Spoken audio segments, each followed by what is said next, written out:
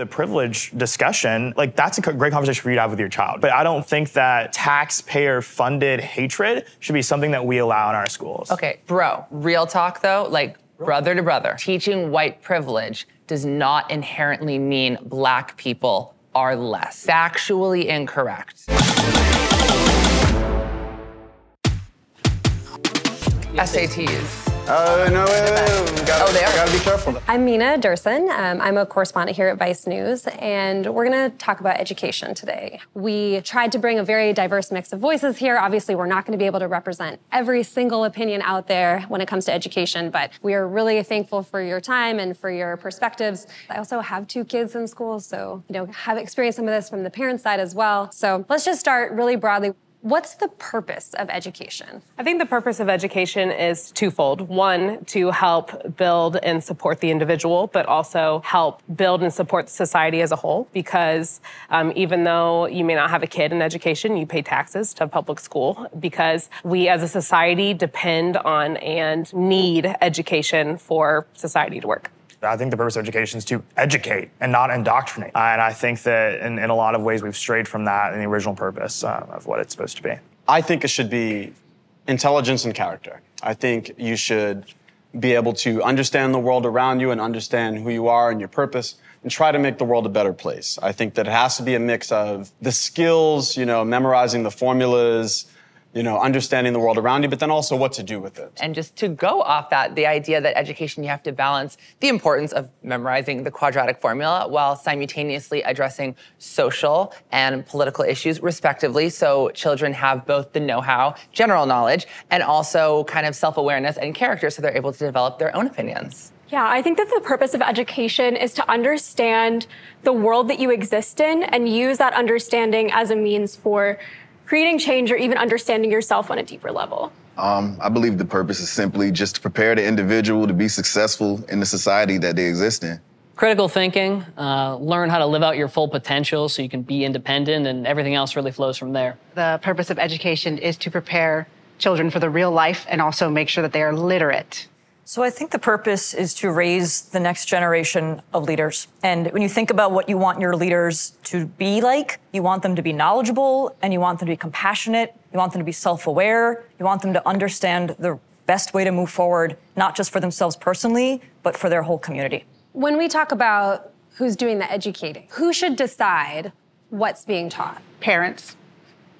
I think that parents should have a huge say in what's going on in the classroom because it's their kids, not ours. As a public school teacher 15 years, I was always aware that these are not my children. We have to make sure that we're respecting parents and their beliefs and their values. I think the Constitution agrees with that. Yes. Here in America, ranging back to the early 1900s, plenty of Supreme Court cases have ruled in that favor that it is the parents' right, ultimately, to decide a child's education, medical needs, etc. I would push back, though, and say that there does need to be collaboration, right? I completely respect your idea of it is not our job as educators to put forth a belief in front of children, right? That includes not perpetuating parents' beliefs in the classroom as well. In my opinion, that would be keeping a non-biased viewpoint, simply presenting issues, and then allowing kids to decide for themselves. I would agree that I think it needs to be a collaborative effort. The way that we decide curriculum in Texas is that work groups comprised of community members, educators, parents, even in some cases students and public service officials come together to draft curriculum plans, and then it's ultimately decided on by our State Board of Education, which has a lot of kind of assistance from parents as well. So I think that kind of format can be really effective because it also empowers students to become involved in the fate of their education. And as a student myself, I think that that's incredibly important because our perspectives need to be heard as well.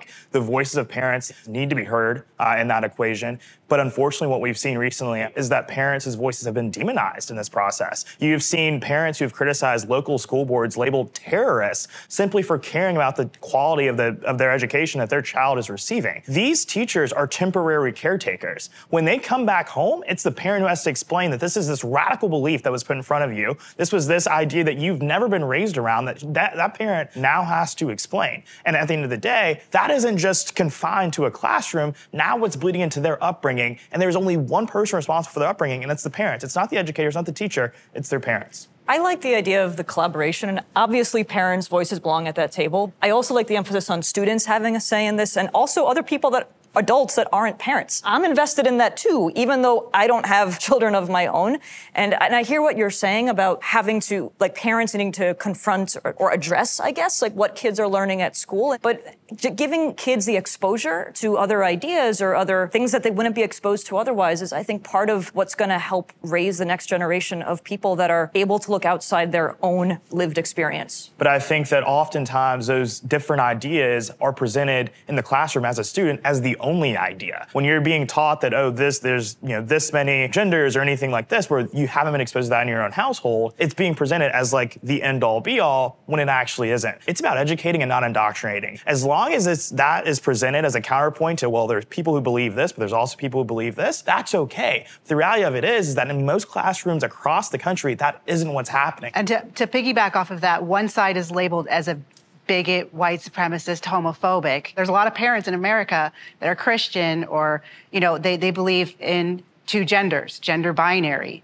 And if you say that as a teacher, especially, you could be labeled as homophobic. So there isn't this unbiased classroom because there's one side that can't really be, as loud as the other side without risk of, losing our jobs even. But you two are kind of the ones that brought in the conflict of like, there is an indoctrination going on and only one side, it has this opinion and this side is not allowed to talk and we have to be quiet. When really you guys are actually the loudest in regards to this issue thus far, right? Right now, yes, so, in this room, yes. So I wouldn't necessarily say that that's the quiet. What I would say though is like, I do want to push away if possible, and but I'd love for you to hear this, right? Is that idea of someone sees me and they go, oh, you're one of those that teach that there's 72 different types of gender. Desmond Fambrini, he, him, gender fluid, bisexual. My students do not know this because it doesn't come up because I'm a learning specialist and it's my job to educate and teach a curriculum, right? Now, if I'm asked directly by a parent or if there's confusion, oh, why do you wear makeup? Same reason why girls do, because it's fun for me. It doesn't need to be this very controversial, I'm gonna mess with this child's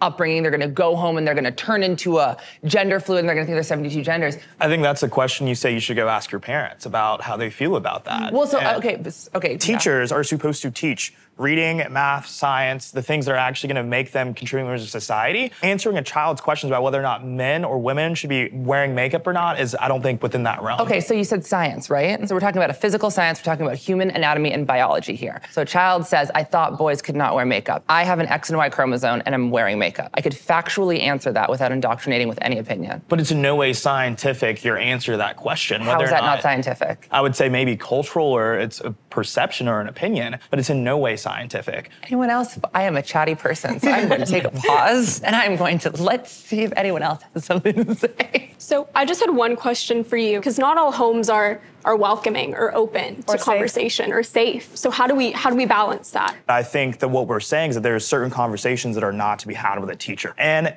I think that the argument that a lot of people on the right and conservatives are making is that we just don't feel as if actors of the state should be having conversations that are taxpayer-funded conversations with children about conversations that have not come up in their own households. And to that point, if you can't talk about God in the classroom, why can we talk about every gender under the sun, right? I think that's the conundrum that we find ourselves in. If we are banning those conversations, we've banned those a long time ago, then how can we have these conversations just because they belong to a different side of the political aisle? So I think we actually talk about God in the classroom all the time, right? Yeah. Who's taught religion? Who's taught world religions? Who's taught like history in the way that, Puritans, and that's okay, because God is part of the fabric of history and whatever else. We talk about it from a development perspective. This is how Christianity originated. This is how Islam originated. We don't talk about like, this is what this gender is, and this is if you feel this way, then there's gender affirmation therapy, all those things. I think you actually bring up a really good parallel of like, I feel comfortable and I feel like it is okay to talk about identity issues the same way we talk about God. Not indoctrinating anyone, not telling this is what you have to be or you have to believe, but saying this is something that some people believe. But in the sense of gender identity, I don't see that parallel. How is that making someone more literate, more successful? What I hear you saying is that learning about different gender identities does not make somebody a more considerate, well-rounded person, but learning about different religions does make you a more considerate, well-rounded. I'm saying that is a part of history. I don't understand where gender identity falls within what we should be teaching. Religious history and God comes into play in terms of history, cool. But don't gay people and trans people too? It's not like I'm the first transgender person to ever walk this earth. Like there are trans people that were, and gay people who were part of major movements in this country, like from the civil rights movement to the feminist movement to, obviously Stonewall. Like, isn't that part of history too? Let's just take a step back. So just show of hands. Who here thinks public school is the best option for kids? Okay. And who thinks private school is the best option for kids?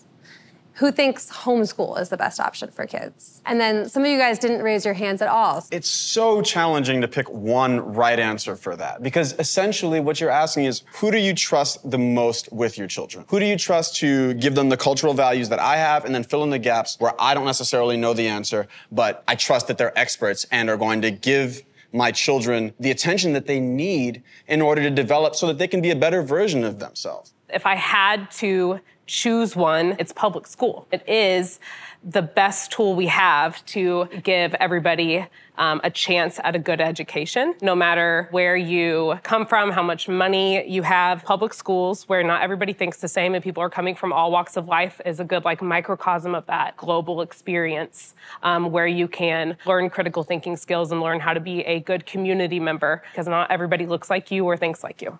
Kali, you were shaking your head. Oh. Well, first of all, our schools are more segregated ever than our public schools, especially in blue states. New York and California have the most segregated schools. And on top of that, we are in a place where our public schools are not safe, especially the last 20 years. And I just don't see why sending our kids to these environments where it's unsafe. We also used to be, because I used to be on the left, we used to be against the institutionalization of our children. These kids are being institutionalized, having these places where there's 2,000, 3,000 kids. I'm okay with public school, but the problem with it is that it's become an environment where it's almost like the school to prison pipeline. We used to talk about that in the 90s. We're not talking about that anymore. And I think that's something that parents need to wake up about, and America needs to wake up about, the institutionalization of our children. I talk about the school to prison pipeline all day, every day. And I hear what you're saying, that it's terrible that there are parents who are sending their kids to schools that are not safe. However, what about the parents that don't have a choice? I'm thinking about the most marginalized community when I said public schools here, because I agree with you, the public schools have a lot of work to do to become the safe places where our kids are not in institutions where they're ignored or not giving the services they need. And also, for the people that don't have a choice and that is the only option their kids have, I just believe that's worth fighting for. That's why I said absolutely. I'm a big advocate for school choice. Well, why don't we just show of hands? Who believes in school choice? Can you just specify what do you mean by that? So that's where parents can apply the money that they pay to taxes, they get vouchers, and they can put that into any school that they want. It's very popular in red states right now, and a lot of blue states are against it, especially teachers' unions are against it, because it's taking money away from the public schools and creating more of a competitive market. Right. That's why I wouldn't raise my hand. Yeah. I understand. Sometimes with school choice, it gets a little bit tricky, right? My first class the first day, I had 25 students. By day 2, I had 19, because 6 parents switched out of the class because they saw me, and they were like, there's no freaking way, before I even got a word in. As a parent, I would want to know, do you not think that is okay, or they're right to withdraw when they see you? Because ultimately, you're probably an excellent educator. I appreciate that. I have no doubt about that, but I think we get into muddy waters when we start trying to take that choice away from the parent. Do I think that it is okay for a parent to see me and go, not around my kid? No, I don't think that's okay. I feel like that's really crossing the line, because you are, for lack of better words, discriminating against me openly. That's like seeing a black teacher and being like, there's no way. It is the same. It is the same. It's still the right of the parent to make that decision as to whether or not they want their child to learn from you. Okay. It's still that parent's right. You can disagree with their motivations, their motives, their ideas, Would you say but it's still their child. This started around school choice. Even if you want to decide on a different learning environment for your kid, the people that do not have the option to send their child to a different place, the bar should not be so low. And that's my concern with school choice, is that sometimes people think that if everyone flees to the suburbs, who is teaching in these schools where everyone has decided they don't want their tax dollars going to? And that's one of the big concerns. With funding of education being the way that it's set up, it essentially makes it so that the people that are stuck with these as their options don't end up with as good a school. And everyone deserves to have their kid go to a good school. Well, if there's school choice, they won't be stuck with those options. They can have other options. That's the whole point of that. Also, it is the school district's job to appropriately use those budgets. Most of the budget in the schools aren't going to the teachers. We got cafeteria workers, janitors, all of these people that are getting paid. It used to be 9 out of 10 people that were employees of schools and districts were teachers. Now it's 50-50. Yes. So there is some mismanagement of funds in this country. We actually fund our kids really well. I agree wholeheartedly. Too many administrators. Just to go back a little bit to like when you guys were raising your hands about the different choices, you raised your hand for homeschooling. Can you talk us through like why do you think homeschooling is the best option? Well, if we look at the history of this country, a lot of people were homeschooled. A lot of our founders were homeschooled. Like they only went to school till 3rd grade, a lot of them. And I think what has happened is parents have decided that the government is going to do a better job at raising their children than themselves. We have also come to a place where school is taking up the majority of our day. And we have this mistrust of parents that they can't educate their own children. And I think that that's wrong. I think that a lot of parents, and if you look at homeschool data, like my friend Phil right here, he's got 7 kids and he's homeschooling them all. And actually homeschool kids are turning out really well. I think you bring up a lot of very valid points, but I have to say, and I just want your opinion on this, I would never homeschool my own kids. And I want my kids to be smarter than me, than I ever was. How am I going to have a child that is smarter and does better than I do if I'm their only teacher? Yeah. You grow alongside your child. Okay. I think as a teacher, I feel like I've learned the most in my life as a teacher, like more so than in college. And, so parents becoming teachers is actually good for them as well. Okay. And even in the public schools, a lot of teachers are relying on the lesson plans. But speaking from experience, I got to give the credit where it's due. My wife does the homeschooling in it, and I've watched that process of her learning alongside, to make sure when they ask these questions, I'm getting knowledge on the material as well so I can help you get through it. Nothing replaces that value, that bonding time that she gets to have with the kids. I taught high school for 6 years, and I quit. And I'm a stay-at-home mom with my own kids. So we're a one-income family. We're lucky enough to be able to live off of my husband's salary. Would you say that most homeschool families have one parent working? I do think the statistics show that is the case. It's like the only way to do it well. Pretty much. And, another misconception, though, is that they think it's a matter of income and homeschool families have to be rich and et cetera. And I think the average homeschool family makes like $65K. So the reality is they're scaling back and making sacrifices for this lifestyle because they value what is coming out of it. So let's just say that for the people that homeschool isn't an option, for so many people it's not, I do not think that school choice is the way to go about that, which I know is a lot of people's answer to that. Can we just get Sean in here? What are your thoughts on this? School choice gives people an exit ramp. You get to send your kid to a school that best fits what you think is best for their development. At the end of the day, it's kitchen table conversations about we've worked hard to raise a family. We want to spend our money in a way that best fits our child, best fits our family. And when you don't have school choice, you do make those trade-offs. There are real consequences there. The school is considered one of those shared spaces, one of those last kind of shared spaces where you might bump into someone who maybe comes from a different background than you, has a different ideology than you. What do you lose if you homeschool and then you're not putting yourself in these kind of situations?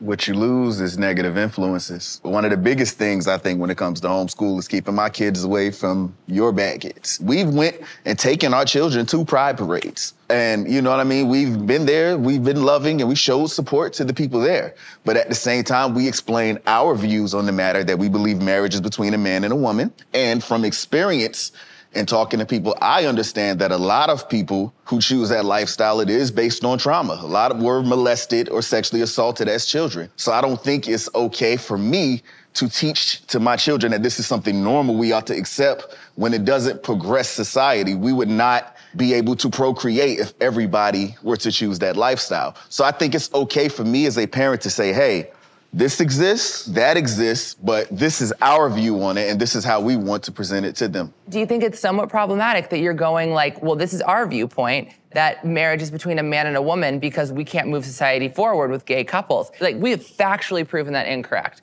I can actually tell you that gay parents on average make exceptional parents and do exceptional things with kids because they adopt, and they only adopt kids when they are financially capable, which actually makes kids of gay parents actually more successful and academically competent. So gay parents actually are very good at moving society forward, and we have the statistics to prove it. Could that be a long-term solution, though, if a large population chose to choose that lifestyle? There would be no children to adopt. No one is choosing this lifestyle. That's an opinion. Okay, it's not an opinion. It's just. Okay, sorry. Did you choose to be straight, sir?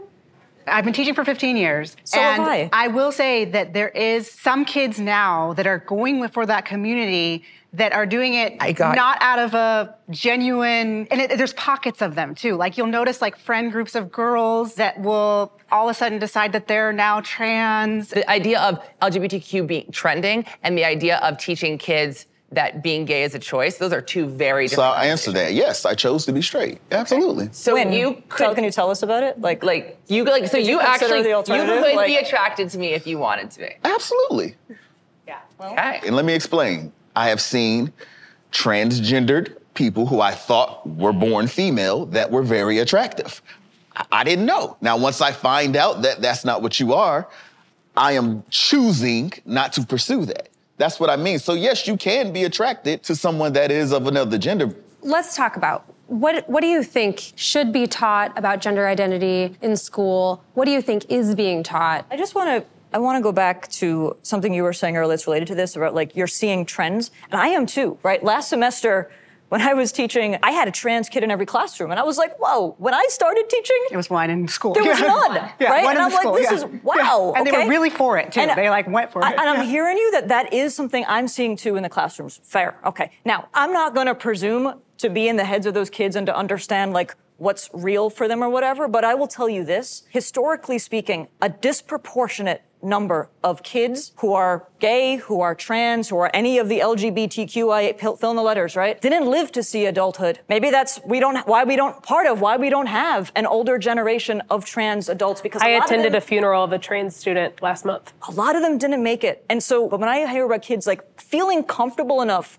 to try expressing something where maybe they wouldn't be able to do in other spaces. And I understand that maybe that's not what you want for your kids, but I'm thinking about the most marginalized and vulnerable people. And unfortunately, statistically, for our queer youth, disproportionately they fall in that category. Mind you, with the whole concept of school choice, I'm all for parents who agree with what you're teaching, sending their children to you. I just think ultimately it should be within the parent to make that choice. What do you think should be taught in sex ed? I think it should be health education, yes. I taught middle school and high school, and they started giving it to my students in 7th grade, and I have students come back to me traumatized because I think sex ed has gone away from what it was. There are some lessons, like for example, they have a lesson where the kids in 3rd grade, in the New Jersey curriculum, there's a picture of a woman's spread eagle, and they're learning all the different body parts of the clitoris and the stuff. Every child is different. Some are not developmentally ready for this or mature enough for it. I grew up with abstinence education. That's pretty rough. Where we didn't talk about sex ed until middle school, but mostly 10th grade and high school. But I think that middle school is far too late to be talking about sex ed. And it's not because I think that 2nd graders are, wanting to be promiscuous, but like having sex ed scaffolded because it is a preventative measure against sexual assault, often being done in the home. Just because that happens in the home doesn't mean that we need to label all parents as not capable of teaching sex to their children and giving it to teachers. But teachers, for a lot of children, are the only trusted adults, and it is incredibly dangerous to remove teachers who are trained professionals to deal with these crises in the home from the situation, and that's just like a funnel for child abuse. I think a huge thing that's missing in education in the schools when it comes to sex ed is consent. Yes. That's not being taught at all, to my understanding. I never learned it in schools.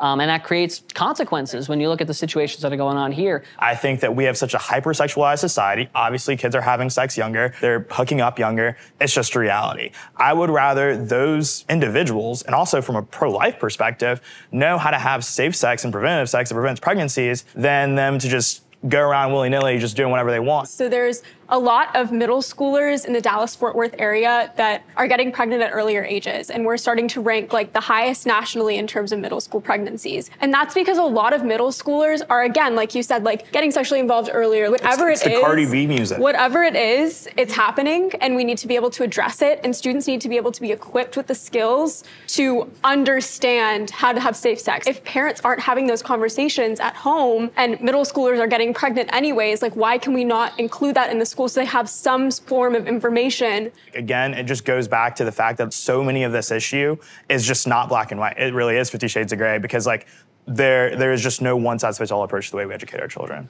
What age do you think sex ed should be taught in schools? Like starting at what age? Probably at some point during secondary school, because if we're talking about it scientifically, kids need to understand that science is a body of knowledge that we're building together. This is what we currently understand about human anatomy. As far as like actually getting into intercourse and the details of all of that, in my experience, I usually at least start giving that understanding around 7, 8 years old. I think that sex ed is a lifelong discussion, and it starts, as soon as you can communicate. Now, that doesn't mean that you are giving a high schooler's curriculum to a 3-year-old, but I'm already talking about consent and using proper anatomical language with my children, and that's where it begins and it ends in adulthood. I think as long as it happens in a way such that, to the point you were making, that like kids are being protected, that's what I would say we prioritize. I would say go back to the way it was when I was in elementary school. They separated the boys and the girls, and the girls watched a video about their period and all these things. The guys That's health. watched another video. Yeah, it was health class.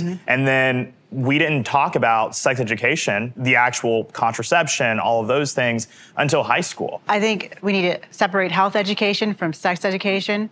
Health education should be lifelong. No sex ed for now, the way it's being taught in a lot of these states. Let's talk a little bit about other things that fall under the responsibility of what teachers do in the classrooms. What is CRT? Critical race theory in reality is this complex legal institution that relates race to all of the institutions of America since its founding and since its birth. And it's something that I've never learned about in my classroom. I don't have any friends that have learned about it in their classrooms. It's something that's often taught on the graduate level or the undergraduate level. So I think that it's kind of not a great term to use in reference to conversations surrounding K-12 education, because it's not actually something that's even on the docket for consideration. That was a perfect description. I could not have done a better description if I tried. It is in our schools. I saw the lessons that contain critical race theory in California. It said the words critical race. It said the words critical race theory. And yes. She's not wrong. She's not wrong, because some states have implemented CRT into their curriculum. It means different things for different districts. So this is about to be a very complicated conversation. So in my district, and this is in California, they're requiring a class called ethnic studies in order to graduate. And in the class, they were taught about critical race theory. They were taught the definition. They were taught to analyze school policy through critical race theory, and they were taught how critical race theory is beneficial to analyze the US. It's basically like this idea that every institution in America, every institution, that interaction that you have has some sort of element of race, and usually there's a hierarchy of oppressed versus oppressor. And there are kids in America in K through 12 that are being taught that, and I'm so tired of people saying that's not happening when it is. And then when I expose it, I'm being called racial slurs and names for exposing it. And I'm like, come on, guys. So I think we need to stop saying it's not being taught in America and change it to should it be taught in America, because it is. It is. There are teachers that are teaching this. So there's a recent bill that was passed in Texas called Senate Bill 3, and it completely revamped Texas's curriculum standards and basically eliminated all requirements for teaching of history education in Texas that relate to diverse perspectives. So teachers can go through the entirety of K through 12 education without ever talking about slavery as an institution, even though it's thoroughly ingrained into just the history, just the basic facts of America's history. My understanding, I don't see the banning of slavery being taught in Texas. It's not the banning. Yeah. The issue is that it's no longer... I know that bill. It's no longer required. I know that bill, and I know it also states that you're not supposed to teach it in a way that causes mental anguish. So it does not ban it. It doesn't ban the talking of the institution of slavery, but it does create a loophole for teachers to never touch on the topic at any point in a child's education. And that is something that is happening. And it's something that is happening to peers of mine. It is something that is happening predominantly in communities outside of, I guess, my home city of Dallas, but having traveled and having talked to students across the state of Texas, I can confidently say that there are teachers who are not teaching very key facts of American history because critical race theory conversations have so clouded the teaching of history as an entire whole. And it's not often called CRT anymore. It's called diversity, equity, and inclusion. It's called all of these different names and labels because of how divisive of a thing that it is. And I think at the end of the day, the big thing here is that let's teach Black history. No one on the right is saying, do not teach Black history, do not teach slavery. If we forget those lessons of the past, we're bound to repeat them. But what we're also saying is that stop being vindictive towards white people for being white. No one alive today was a slave, and no one alive today owned slaves. And so for white children to sit in a classroom and be blamed for sins that they themselves did not commit is wrong. For Black people, for Black children to sit in a classroom and be told told that because of the color of your skin, well, it doesn't matter how hard you try, you're really not going to go that far because the society hates you, and then you have all these structural barriers preventing your success. That is also wrong. That is not lessons of hope. That is not lessons of opportunity, and I think that is what schools should be about. You can't create the next generation of leaders if they are never capable of seeing themselves as leaders, right? And I think like that is what CRT, unfortunately, in some ways, it does to young children of color. What CRT means to me is obviously really different from what it means to you. And when you were saying before, like, kids are being anguished, I am not for kids feeling guilty about being born in the body they were born in. That's not what I taught. What did you teach? I mean, what did I teach? Well, for one thing, I taught about slavery. For another thing, I taught about like the ripple effects of slavery that we're still feeling today. In no way saying that people of color are less than or can't be, or no, not the opposite. Saying like people have persevered through things that I myself as a white person will never understand. To really make this micro, the way I see it is there is no reason that kids of a certain age, right, because it's different teaching to a 6-year-old and teaching to a 17-year-old or in college, shouldn't learn about the history of slavery, the history of redlining, the history of Italians being lynched in this country, et cetera, looking at the facts and looking at some of the horrible things that have happened so we can learn from it. That is a totally different conversation than when you've got instances like in Cupertino, California, where you have 7- and 8-year-olds who are being sat down and said, okay, time to do a privilege exercise. That's what happened in Let's write out, where you are on the power prism. Because that can create situations where students have warped views of themselves, especially if they're young. And I don't think it's appropriate because of the emotional impact it can have on folks. If people are actually being sat down and being like, if you're white, you're an oppressor and you're bad, that is not okay. That is not CRT. That is not critical race theory, and that is not culturally responsive teaching. So it's not necessarily being blatantly said, but it's being implied over and over again. Okay, there is definitely a way to teach CRT without it putting anybody down. But it's like, hey, just so y'all know, if you're interested, there's different types of racism. There's the idea of racism as you treat someone differently because they're a certain color. And yeah, you could be racist to a white person if you don't like them for being white. Now, there's also systemic racism because we took a whole bunch of slaves from another country and brought them over here. But with that said, right, there's different types of racism here. And you can expose yourself to different ones at different times, but you don't have to make anyone feel bad. You just say the statistics the way they are. You're not saying one person's good, one person's bad. You just go over the definitions. How should we be teaching race? Well, I don't think we should be teaching white privilege in the classroom.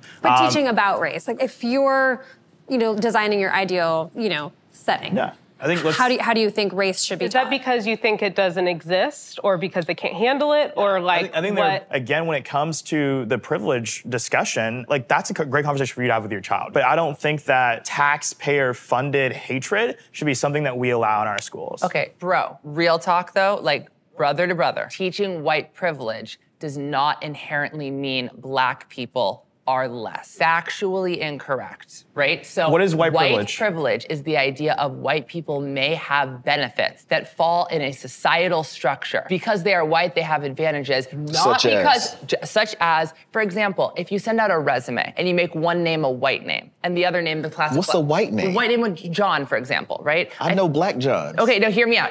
Let me finish, okay? We did a study, I didn't do this study, but we did a study where basically it was sent out 2 different resumes, they were the exact same. Okay. Right? One was given a classic white name. The other was given the name Jamal. Okay. The white name got 2 times more callbacks. And, right? and I disagree with what you're saying. But the idea of white privilege, right? The idea that somebody that is white may have an advantage does not inherently mean you are teaching a black individual they cannot accomplish great things. That is completely separate. So we're talking about fake biological science and social science. We're not even in the same building at school right now. Well, again, in regards to these like audit studies about like what is a white name, it's not necessarily that the name itself is white. It's that the perceiver, the person that is reading the resumes, for some strange reason, feels like when they see a white name that they are on their team, or that there are positive stereotypes associated with people being white. That's what we're talking about when we talk about white privilege, is that, okay, if Oprah goes into a store, people might not assume that she can afford the things in that store because she's a black woman,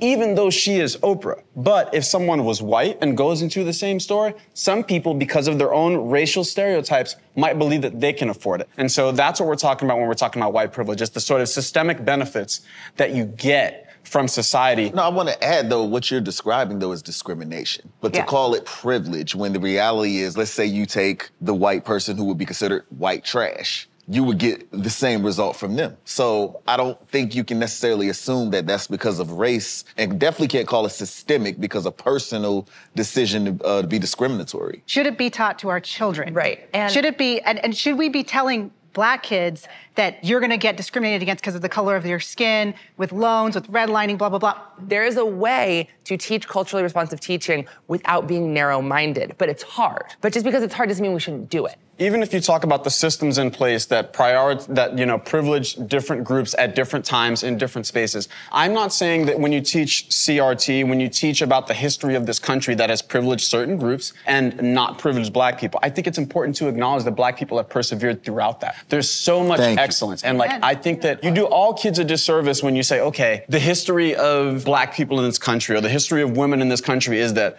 they were oppressed the whole time and they weren't resisting. And then the Civil War happens and, the slaves are freed and the Black people just stopped resisting, economic injustice until the Civil Rights Movement. That is not the case of history in this country. And so I feel like it's very important if you're teaching about, race in this country, it's about resistance. It's about resistance to the power structure that suggests that some people deserve to get more if they work hard than another group of people if they work the same level. And not just resistance, but resilience.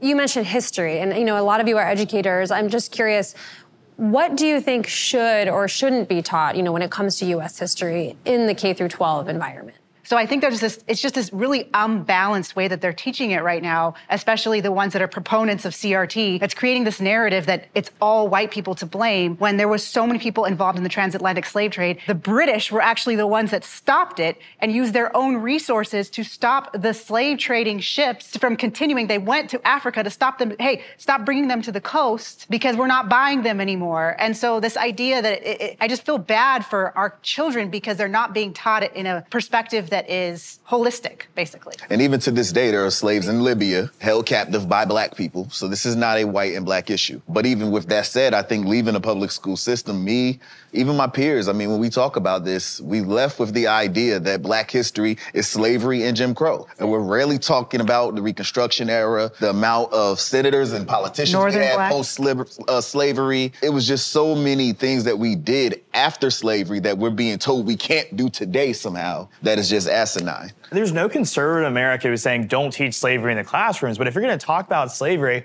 to his point, let's talk about Madam C.J. Walker. Let's talk about George Washington Carver. Let's talk about all these Black people who have done some really incredible things that, in spite of quote-unquote systemic racism and all of these things, have achieved. Let's talk about Barack Obama. Let's talk about Kamala Harris. Why is every conversation that we have to have about Black people in the classroom about us being in chains, downtrodden, and having no hope? That's a problem. And Black History Month, it's American history. Let's talk about that too.